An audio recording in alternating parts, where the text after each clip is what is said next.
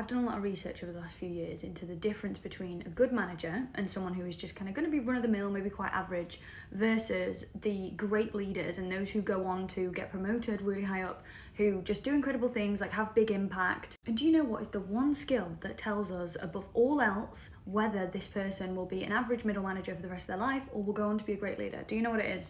It is emotional intelligence, and I'm going to tell you how you can have it as well, because I know we think that emotional intelligence has to be something that we're born with. Like, we think it's this magical, like, mythical thing that we're born with and we can never learn it, but it's not. It's a skill, and there is actually a 5-step formula to becoming more emotionally intelligent, which I think the first 2 steps are kind of the only really important ones. There's 3 afterwards that will have a big impact, but nowhere near as much as the first 2. So this research comes from a guy called Daniel Goleman, who found that 90% of the highest performing managers, the highest performing leaders, have also got high emotional intelligence. So this is the strongest link and strongest statistic that we've got. And if you want to become one of those, the first step is becoming aware of your emotions. So it's to not let big emotions, whether it's anger, excitement, fear, dictate your decision. So get in the way of you making difficult decisions at work. And if you can do that, it's such a small step. Just pause between feeling something, getting angry, getting defensive, your ego flares up. Have pause. Just take a pause before you decide what you're going to do next.